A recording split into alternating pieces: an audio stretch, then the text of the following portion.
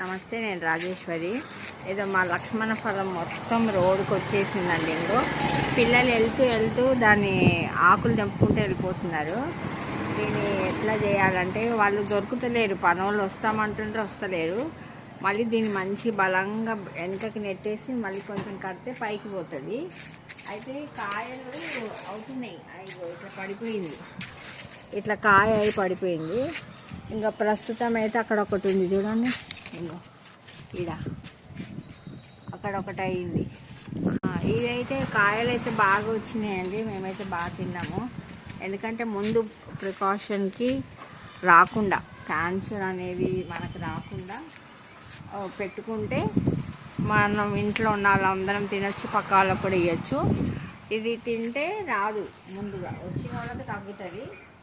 అది ఫస్ట్ స్టేజ్లో ఉంటేనే తగ్గుతుందండి, బాగా ముదిరిపోతే తగ్గదు. ఫస్ట్ స్టేజ్లో ఉన్న వాళ్ళకైతే ఉపయోగం. ఈ ఆకులు రసము ఉపయోగము, కాయ ఉపయోగం. కానీ ఈ కాయ చాలా కాస్ట్లీ ఉంటుందండి, 5,000 6,000 అట్లా ఉంటుంది. పావు కిలోనే 250 గ్రామ్సే మనకి 1,500 అట్లా దొరుకుతుంది. కాబట్టి మనం ఇట్లా ఒకటి తెచ్చి పెట్టుకున్నాం అనుకోండి, కాసినప్పుడు ఇంట్లో తినచ్చు కదా, పిల్లలైనా పెద్దలమైనా ఎవరిమైనా తినచ్చు. మెయింటెనెన్స్ కూడా ఏమంత పెద్దగా అవసరం లేదు. పెట్టినాక అన్నిటితో పాటు వీటికి వేయడము, స్ప్రే చేయడం తప్ప ఏం పురుగు వచ్చేది కూడా నేను ఇప్పటి వరకు చూడలేదు. ఏ పురుగు రాదు, మంచిగానే పెరుగుతుంది. తెచ్చుకుంటే అయితే ఇంత పెద్దగా అయితే అవుతుంది.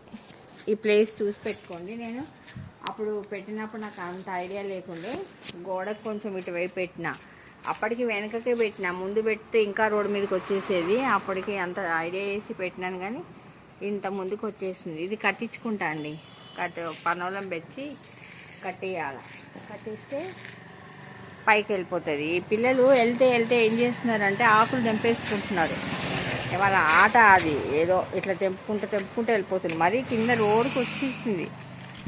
ఇట్లా ఆ మొదలు అనేది బాగా పెద్దగా అయిపోయింది. ఆ మొద్దు రెండుగా చీలింది. కొమ్మలు అన్నీ ఇట్లా స్ప్రెడ్ అయిపోయినాయి. సరే అండి, మీకు లక్ష్మణ ఫలం గురించి చెప్తామని నేను వీడియో చేసిన. నా వీడియో నచ్చితే లైక్ చేయండి, షేర్ చేయండి, సబ్స్క్రైబ్ కూడా చేసుకోండి. ఓం శ్రీ మాత్రే నమః.